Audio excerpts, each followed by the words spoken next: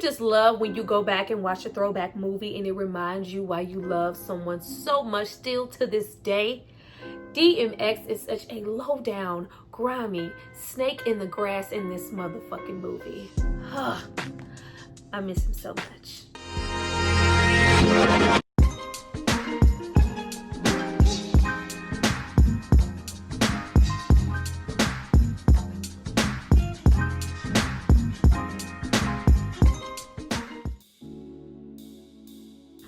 Guys, welcome back to my channel. It's Tyra here with another struggle review, here to discuss Never Die Alone. Now, this movie is from 2004. It stars DMX and Michael Ealy. Now, before I get into why you may want to revisit this film, I need you guys to drop down and subscribe to my channel and like this video. I'm going to give you guys a moment to do that, and then we're going to come back and discuss all things why DMX is the GOAT. Don't you just love when you see him in a movie and he portrays DMX every single time, but he delivers it in a way that makes it feel so fresh and new? Like, yes, you better do that shit. You better be that grimy ass dude switching out bitches' coke for heroin. Do that. Do that. Damn. Spiteful. Go back.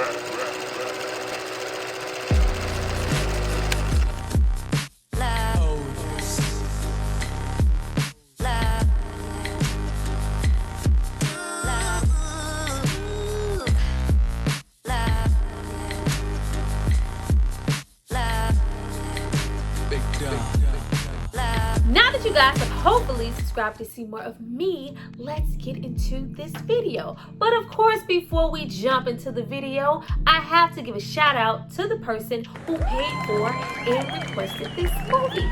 So if you happen to get your whole life, it's not because of me, it's because of this person right here. Thank you so much for supporting me and requesting this content. My nigga. Now, getting into this movie, it is based on a book by the same name by a black male author all the way back from the 60s named Donald Goines. It is also directed by the incredible Ernest Dickerson, Mr. Juice in cinematography himself. Now, going back to watch this film, I noticed that this movie had those same tint and hues and colors that I remember seeing watching Bones that he also directed, and it adds a certain extra layer of griminess to the film. And if this film is about anything, it's about grimy. Now, with them opening the movie with some narration from King David, aka DMX, I couldn't help but get, I sold my soul to the devil. The price was cheap. Yo, it's cold on this level, but twice as deep. It's 2 o'clock, just about to hit the street. I was getting hyped. I was just being extra. Break on toes, strong arm, and show a little muscle. It was very much giving Belly, but he has a whole entirely different energy here. Now, with DMX here on narration, having that perfect mixture between grittiness and poetry, it is chef's kiss. We have him here portraying David, who is long dead, but now reflecting on his life and things he could have done better. 10 years later, he is back in his hometown, recording himself and ready to settle old debts with people like Moon. Now, we also have Michael Ealy here in a very early role, way prior to we got all adjusted to him playing the crazy person or dangling kids out the window. Here, he is a very heart and soul. He is running around with his bestie, taking care of baby sis, but also being a collector slash enforcer for a low down dirty drug dealing pimp like Moon. Now, unlike his homie, Michael, portrayed by Michael Ealy here, has a lot of respect for Moon and he has a lot of honor. Pause right there. Nobody at any time in any film should have any respect for a Clifton Powell character. Now, if you are familiar with my channel, you already know how I feel about Clifton Powell and what we are getting when we see him. You already know when he is in your movie, things are about to get real low down, real low vibrational. Yeah, nigga, man, pick a nigga, my nigga. It's get real pinky. Like, you do not trust Clifton Powell in any movie as far as you can throw him. Name me 3 Clifton Powell movies where he was an okay dude and he was trustworthy. Name me 3 right now. 3 right now. Yeah? I didn't think you could. nigga is pinky, nigga. Can't trust him. Nowhere. Now, even though we have King David returning 10 years later to make amends, and he's full of all this remorse, I love how they try to play on our intentions in the beginning of the film, like DMX is a half-decent dude. This is not a good dude. You deserve no remorse and no grace from anybody. Fuck out of here with that. But unbeknownst to him, and he's trying to settle old debts with Moon, a little young man by the name of Michael has a problem with him and a debt to settle all his own. What we know about that? Nothing at this moment, but we do know that Pinky is going to continue to be the grimy ass Clifton Powell character that he always is, instead of Moon collecting the money up front or collecting the money owed to him himself. He wants to send Michael to do the dirty work because that's the type of nigga that he is. And I love the setup here because it's supposed to be representing what's happened to Michael due to him having a lack of a mother, a lack of a father. He has been laid astray and is willing to trust somebody like a Moon. But the fact that it's Clifton Powell is just messing me up. You don't never trust nigga. You don't never trust him nowhere. Y'all could have picked anybody. At least pick somebody with a clean face like Clifton Powell just has, bitch, I will fuck up your whole life face. No. Now, since we know that Michael's goal is to only practice restraint, get the money, and bounce, leaving David unscathed, we know that this is a doomed plan from jump. Now, we have Luenell here as the bartender looking like fucking Luenell. Luenell has looked like Luenell all her life. You know, she always has the blonde cut, always has the attitude, giving that Luenell energy. We also have, you know, other characters we love here like fucking Debo. Debo, Tiny Lester, is always here doing Debo, Tiny Lester shit, aka being the buff ass bastard. Stick to your strides. Now, immediately we have this whole plan go astray and fuck up. Michael has this huge vendetta against him, so it was doomed from jump.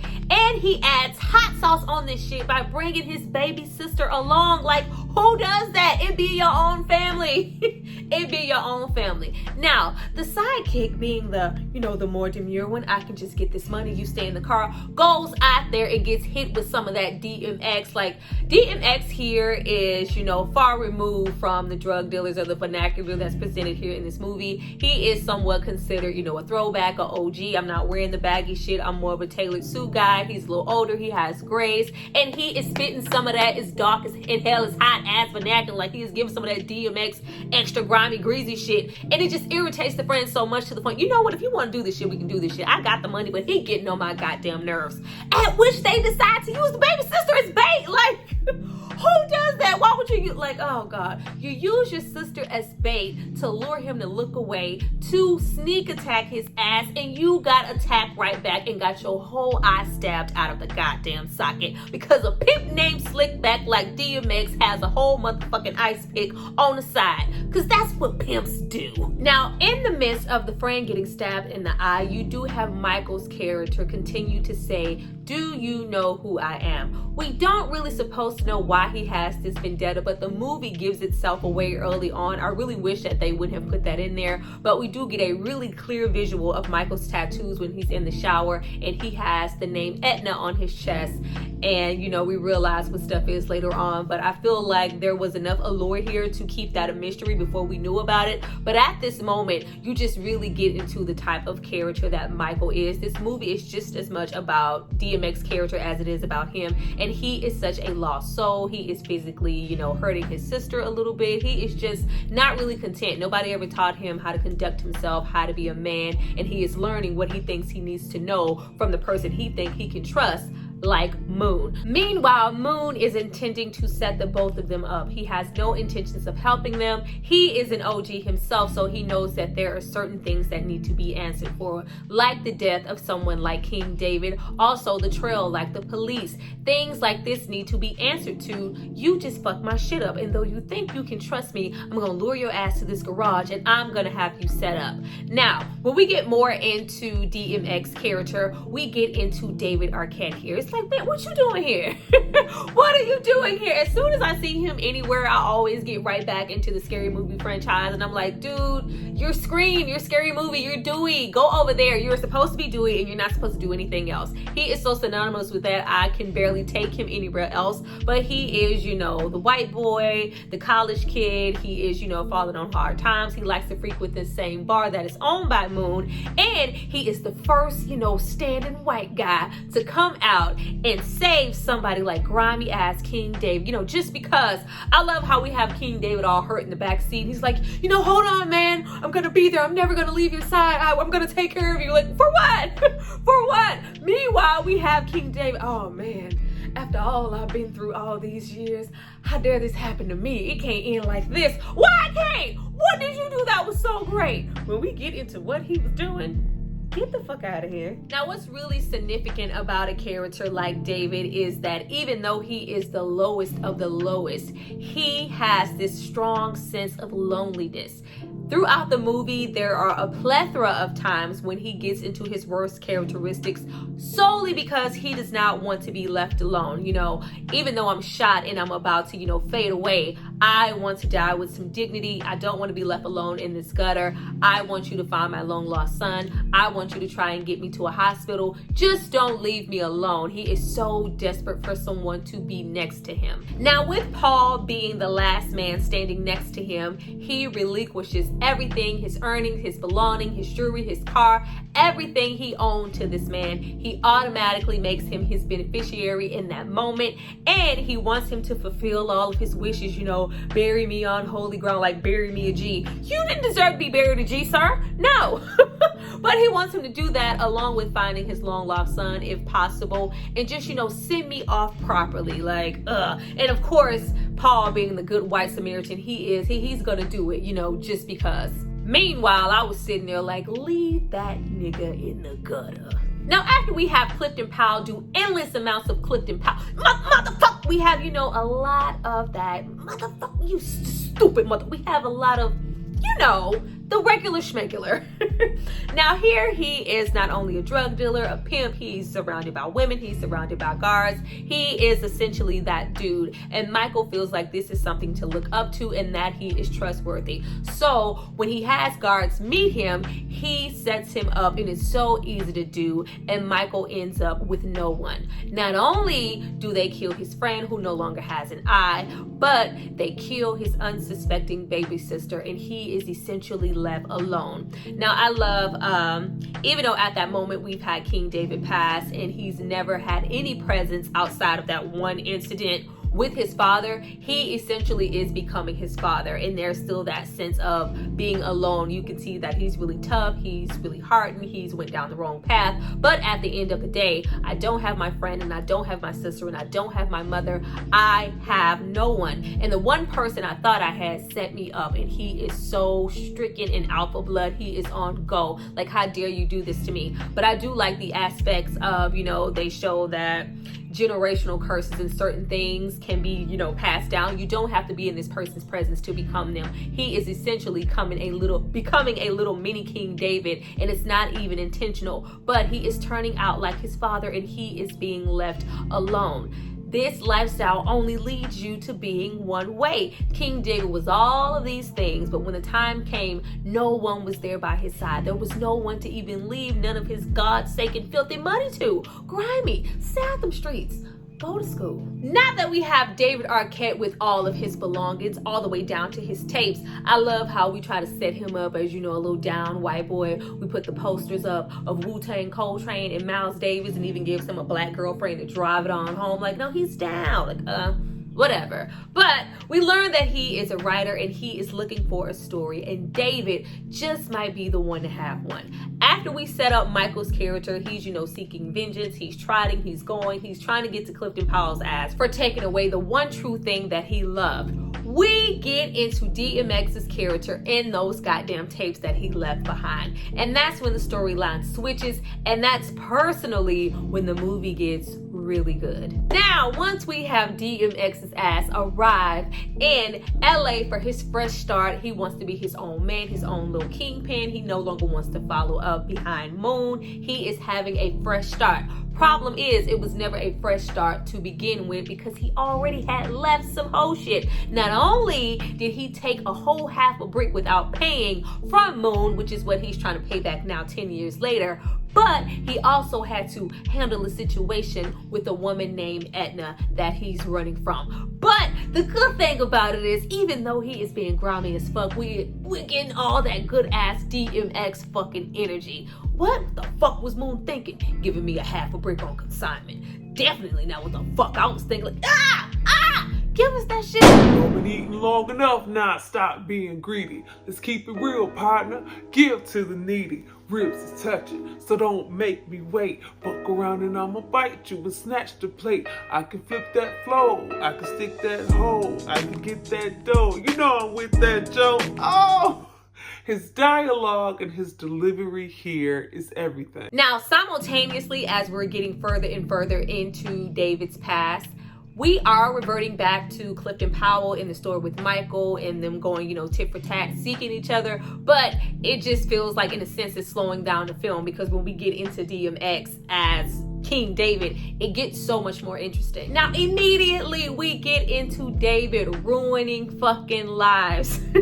Now, we have to remember, outside of being a drug dealer of his preferred drug, heroin, he is also a pimp. So he gets right out there, and the first thing he meets is a sweet, innocent white woman named Janet, who is an actress, and she has a minor addiction to coke, but it has not overtaken her career just yet. But once we have David come in, he's digmatizing them, straight up pimp moves, coming through with the dick, coming through with the romance, coming through with the smooth talking, that real good Dolomite, Goldie, the Mac ass energy, but it's in a twisted, demented ass person like David. Now, he is such a shady ass character that not only does he not inform any of these people that, hey, this is not coke, this is heroin, but he watches and, moo ha ha ha's at their descent. It is such a sick situation. Not only is he supplying her and he is supplying her friends, but that is just not enough for David. He needs to feel wanted. He needs to feel desired. He needs to feel necessary. He gets off on it. Loneliness is a whole stab in the back to him. So rather than let any of these women go with their addiction, not only does he help them become full-blown addicts, he waits till they're down to no money, the bare minimum, waits till they're strung out, turns them into prostitutes,